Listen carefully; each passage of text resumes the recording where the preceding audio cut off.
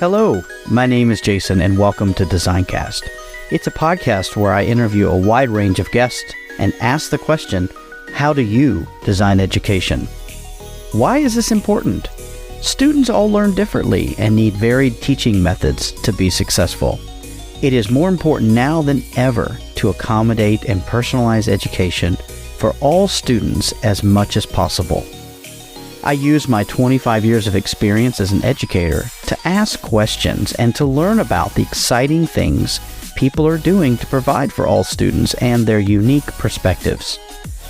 Each episode, I chat with guests from all over the world, from classroom teachers, authors, consultants, and beyond. We chat around a range of topics that we feel are important right now. Will you join me in this journey to learn and grow together? If it's your first time here, welcome. Thank you so much for taking the time to check it out. If you like this podcast, please leave a review, rate, subscribe, share, and download from your preferred podcasting app. This helps the podcast get discovered by new listeners. Also, please use the hashtag Designcast when discussing your thoughts and feedback on your favorite social media platform. To connect with me, I would love to hear from you. Thanks for listening. So let's get on with the episode.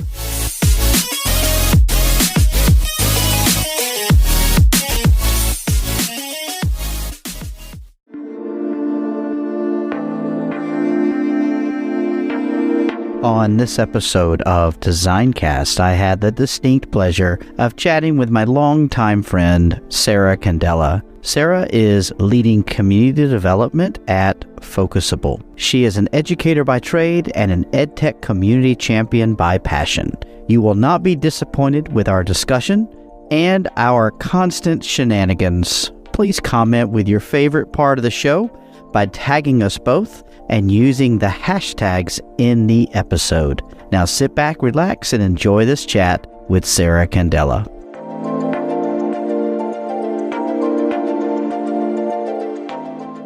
Welcome back to another episode of Designcast, and I'm just absolutely so excited to have Sara Candela with me. Sara, how are you? I am amazing because I get to talk to you tonight, Jason. Oh, Sara, you're too kind. It's so much fun to have you on. We've been talking about doing this for a long time. Of course, we both have just absolute rock star lifestyles, without the money or fame, but it's always good to catch up with you. I can't wait to just chat with you. And so, Sara, can you just tell everyone kind of who you are and what you're doing at the moment? Who am I? What an existential question. It's a really deep question. Sorry, I didn't mean to throw you off with the first question. Let me get my journal out and read to you from my diary. I'm Sara, and I am currently the community manager for Focusable. I'm a previous 14 plus year educator in New York State, and then I trekked across the country to Los Angeles, where I kind of started dabbling in podcasting. That's how I met Jason. The intersection between like audio and podcasting and where that met education. And even though I left the classroom, I thought I'm going to find a way to meet the new passions and skills I was pursuing with what I loved doing in working with teachers and students in a new way. And it's almost 5 years now that I've been out of the classroom. It only took maybe 8 months or so, found my way into working with a student podcast app, which is probably how I met you, through Synth. Yep, that's how we met. Now everything has evolved and Focusable is the tool that we're working on now. But building community, especially amongst educators, is a passion that's just grown in the last year since working with people around this new tool. So it's really, I never really thought about it, but building community is something that I think teachers innately do and have like a skill for, and building community from the outside that world now, building it with teachers and educators is like super fun and rewarding. And I just think it's a space that's going to keep growing. Couldn't agree more. Thank you, Sara, for your lovely introduction, and no journal needed. So I appreciate that. Sorry, it was 4 minutes long. No, that was totally cool. This idea of building community, I think, has always been there. Like you said, I think it's innate in our DNA as educators. But then I also think about even more so now, because there was a point in time over the past 3 years where everyone felt disconnected. even though we were even more connected, electronically and digitally and whatever else. I think it's great that you have found your way to this particular kind of thing. What is it about building community that you like so much? I love, and I like that you're connecting it also to what we all experienced in the last few years of feeling like we were physically kind of torn apart from not just people, but institutions and groups that, or, even activities that maybe things that you do and make a ritual out of, even especially if you're a kid, like, going to your soccer game on a Saturday, like something that you do every day. You don't even, it's different. It's more than just being disconnected from people.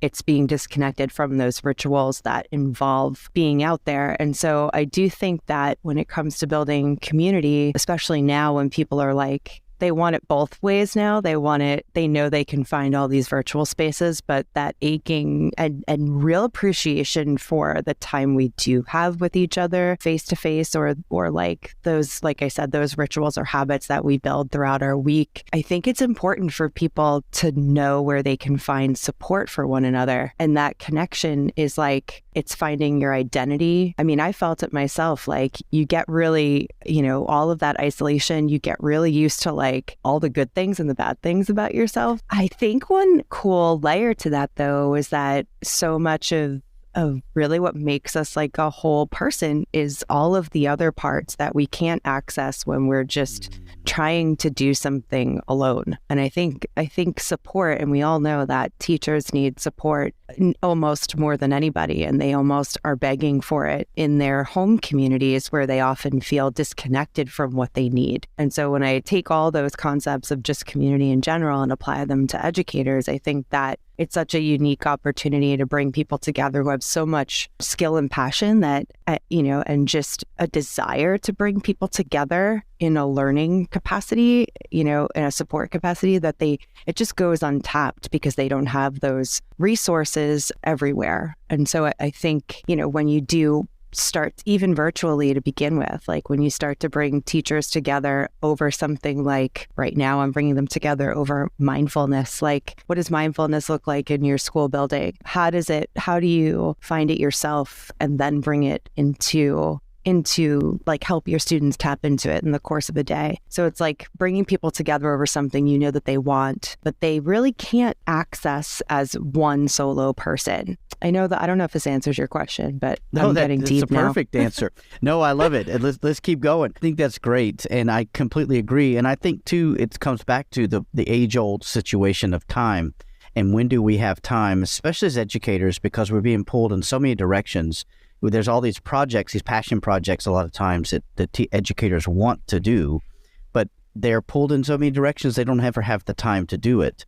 And I think some of them were able to use the COVID break, I guess you could call it, to be able to pursue some of those things. And so there's a lot of creative people out there who have really found a place to do these things. But I totally agree. I think that often the people who need to fill their bucket the most are the educators, and they're social by nature, right? Like, I mean, I appreciate the art of conversation, and I wouldn't be, if I was too introverted, I wouldn't be a teacher, right? It's painful to do that because you're on performance every day. You're on stage every day, and so I think it's interesting that we're all so social, and then we were put in a situation where we couldn't really be that way. And so tell me about this work that you're doing with Focusable. What kinds of things are you guys sort of looking into, talking about mindfulness, talking about flow, that kind of thing? Yeah, so it's pretty much exactly a year. It was the week, like Christmas week last year, where our little team really started to come together, like thinking, what can we do?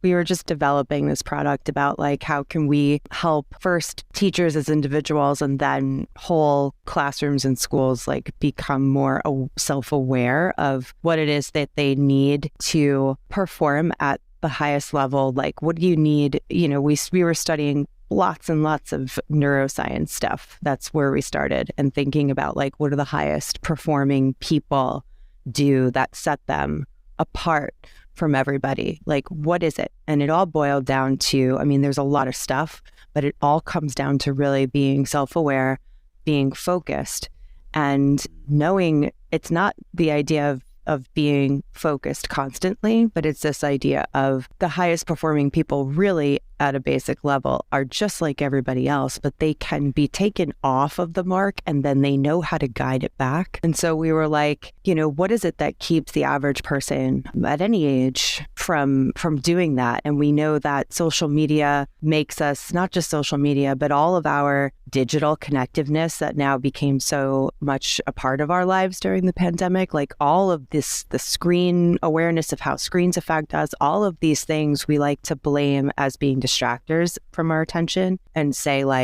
we say things like we don't have the attention spans that we did 10 years ago, or like kids today have less attention spans than when we were growing up. And it's just stuff that's simply really not true. The idea is that how do we bring awareness to this concept that we all do have the ability to become self-aware of what makes us anxious, stressed out when we've had too much of something that we're using for entertainment? And how do we shut it down and learn how to restore in a mindful way, our nervous system at any point throughout the day that we need it, so that we can have more control over our focus individually. And that means not just work, but when I sit down to read a book, in my leisure time, I'll only sit for 20 minutes when I'm a reader. Does that mean I don't have an attention anymore? That can't be true. It's because I'm doing it to myself. I'm allowing myself to get pulled into 20 things when really we should be practicing pulling our attention back to one thing at a time. And it trickles into everything we do, as you probably know. It trickles into the attention you pay to your relationships, to a single conversation, to playing a game with your kids. It trickles into everything that you need to think about in the present moment. The development of Focusable kind of was in tangent to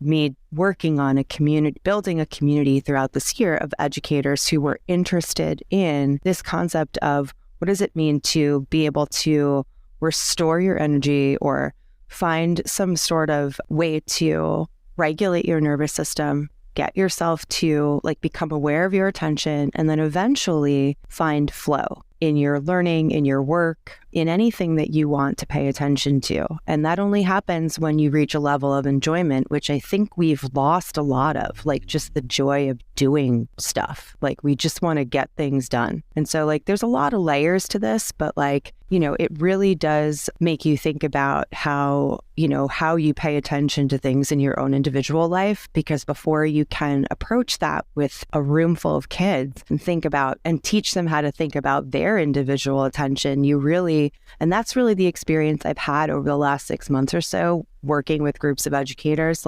They really come back to you and say, wow, I thought I was actually pretty accomplished. And I have people working on their PhD, using Focusable to help them come back to task. And they're like, wow, I have advanced degrees and I thought it was pretty focusable, but I feel I don't know how to pay attention to anything. Right. And it's because once you know and you start thinking about it, everything that creeps into that mental space throughout the day and crowds your mind just becomes so apparent. And that's what we mean by self-awareness. And that's the first step, is becoming aware of it, but then actually saying that you care enough about this mental well-being to do something about it. And I'm really interested in getting as many teachers as possible to just gather around and support each other in this. Right. That's a lot, man. That's a mouthful. Thank you, Sarah. Next question. Next question. I'm going to sip my tea now. Yeah, it's, and I've been on this journey kind of with you, throughout this process, and I want to be more with you guys in this journey, more present and more flowish, and more in the flow with you guys. And you heard it here first. I heard it here first. That's right. We made a new word for the Urban Dictionary. I love it. So #flowish. Flowish. So yeah, I want to be part of that.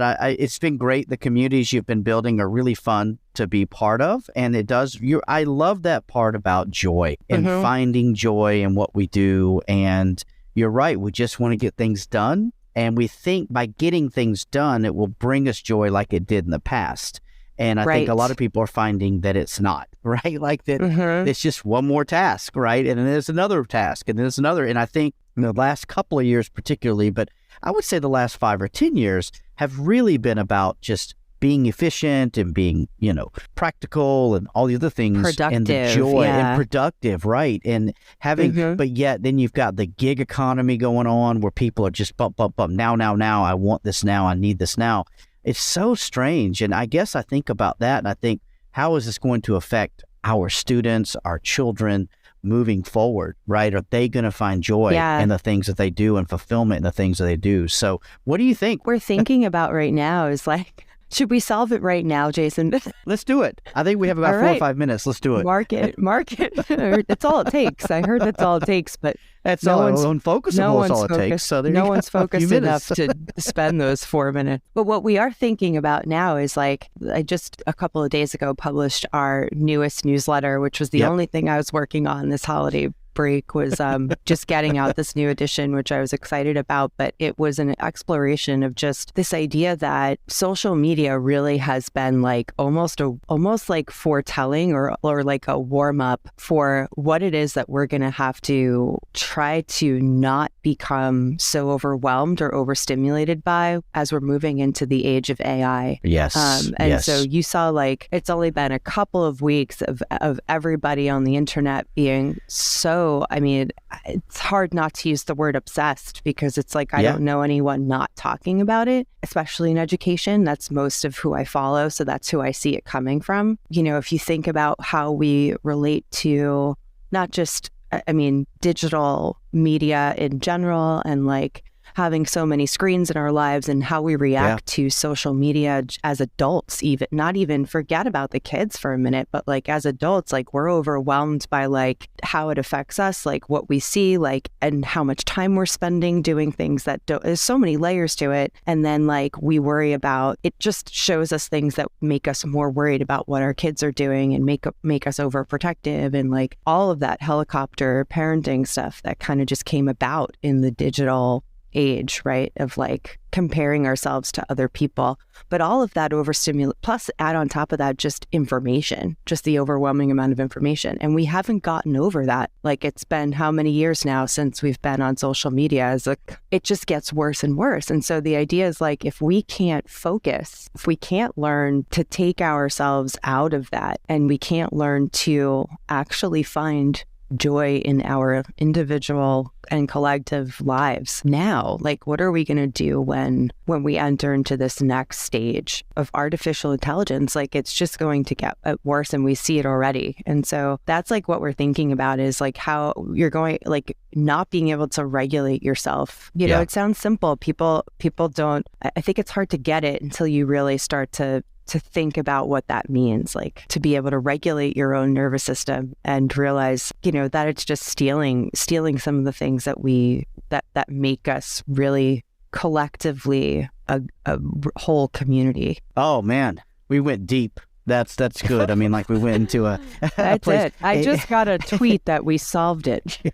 Oh, nice. Okay. Was it what was the word? I already forgot it. The focus. It was flowish. Flowish. Hashtag flowish. It's really weird because no one can even hear us yet. We're not even live. I know, but the AIs can hear us.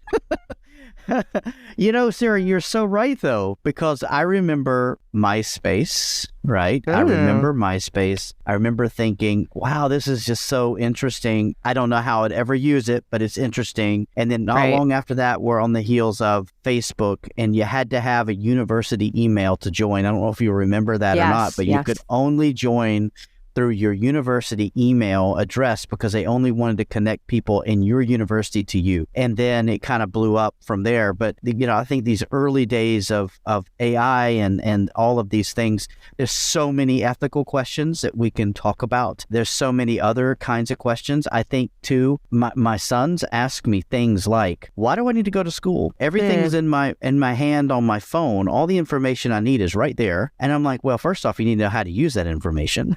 You need, and he gave me all the textbook answers of why he should be in school. But to be honest with you, he has a great question, right? Yeah. Like, why does he need to be in school? Because by the time my kids who were in middle school get to university and work, we don't know what AI and other things that we haven't even heard of yet are going to be doing, you know? And our reaction is often, no matter what the situation is, our reaction is always like with every generation to think like, what are today's kids going to need in 20 years, 30 years, 40? And right. It really is at some point gets a little silly sounding because we don't know. Mm-hmm. And so we don't know. like, I think one of the best things we can do is, think about what it is that we, like when I'm kind of comparing it to social media here, thinking about what we need to get, how we've kind of failed at getting through this challenge of like, and really it's going to be more of the same. It's funny, but if you think about it in steps, like step one is kind of what you see a lot of people doing now, like their reaction, there's a couple of reactions, like, shut it down, block it from schools, like we don't want schools to have access to it.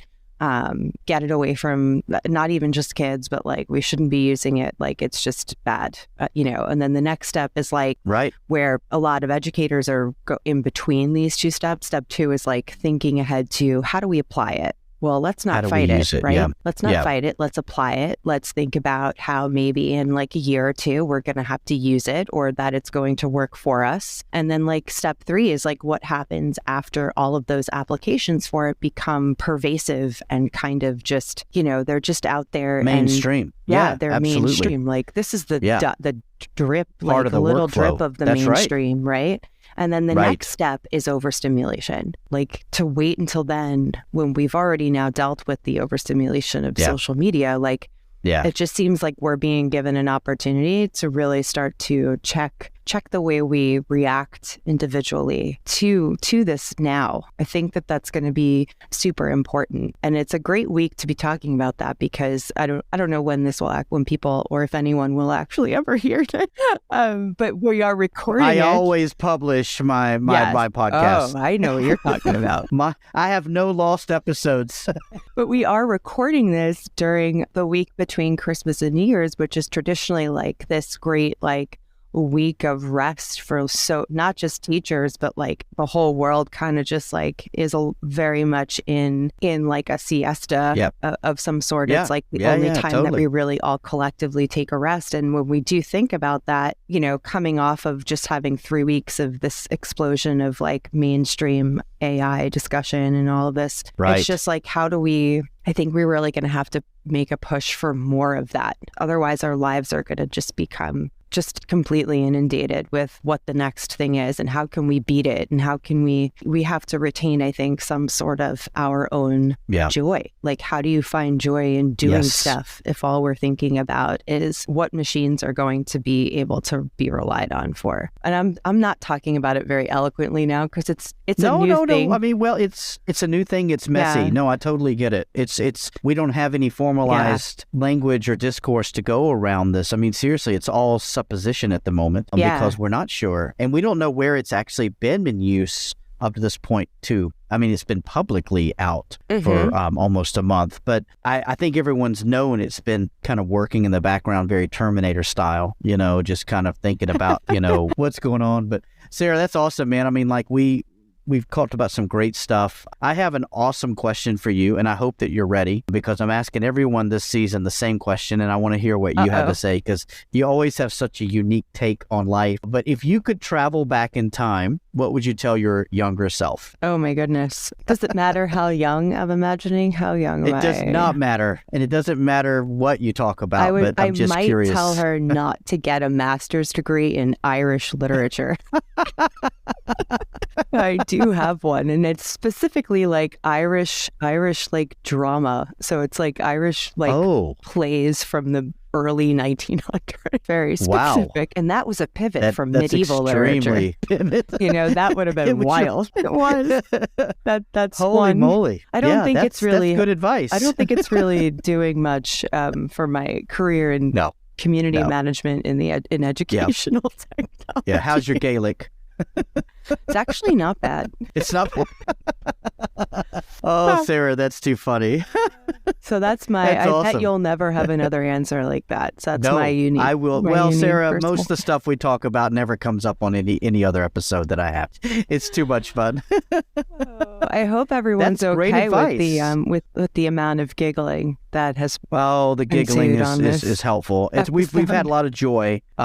We found a lot of fulfillment and joy Mhm. in this. Yeah. Now imagine you just wanted to get this checked off your to-do list, but you Yep. really weren't finding any joy in it. It really That's is right. true. It would have been very, very dry and boring, right? I know. So, well, Sarah, listen, this is awesome. I know it's late where you are, and I want to be is. cognizant of your time and respectful of your time. So thank you. Maybe we can do it again next year between Christmas and New Year and kind of see where all this It's our new madness leads ritual. us. It's already our new ritual, and it's flowable.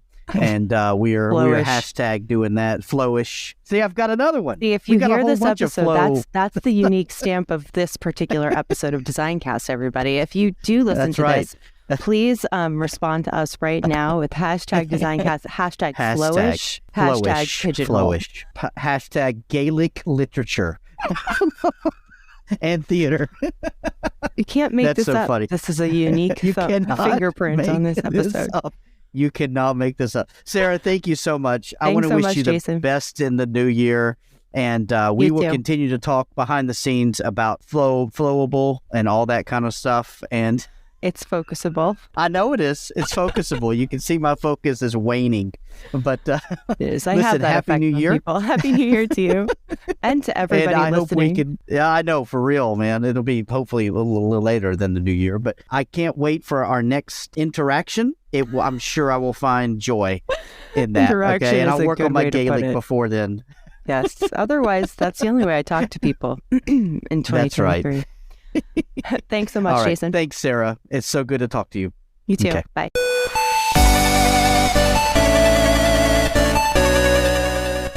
I hope that you enjoyed that episode of DesignCast. Again, I'm Jason. I am the creator and host and one-man band when it comes to this podcast. I sincerely hope you enjoyed it, and please share it with your colleagues and friends and help me network with those folks who you think will benefit from listening to this podcast. If you own a company or you have connections where you would like to partner with me in this podcast, whether it be sponsorship or product reviews or any other possible services, please reach out to me. My contact information is in the show notes, and I cannot wait to hear from you. I only do this because I love talking to people and I love sharing my passion with all the listeners. So if you are interested in possibly being a future guest, please reach out and get in touch. I can't wait to hear from you. I really want to hear about how this podcast and its guests are helping you become better or to enrich your lives. Thank you so much for listening, and until next time, be good to one another.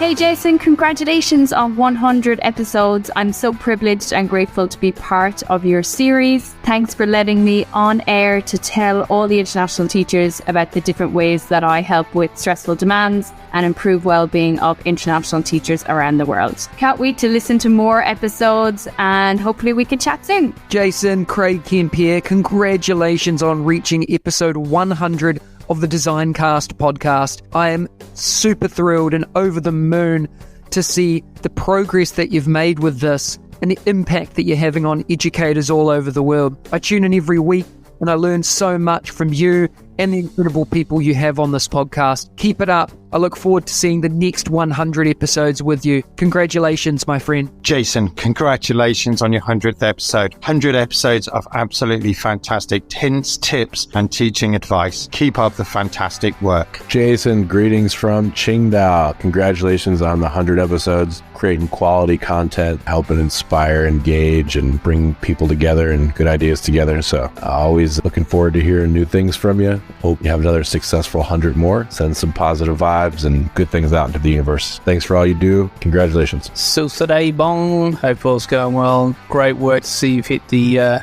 ton there for the design cast. Was there at the start for it. Really enjoyed the journey that you've gone on. Keep it up, mate. Great work. Happy days. Huge congratulations, Jason, on reaching 100 episodes. Thank you so much for supporting design as a subject and for highlighting and promoting so many wonderful educators for us to explore a bit more about. Looking forward to hearing your next episode. Keep it up.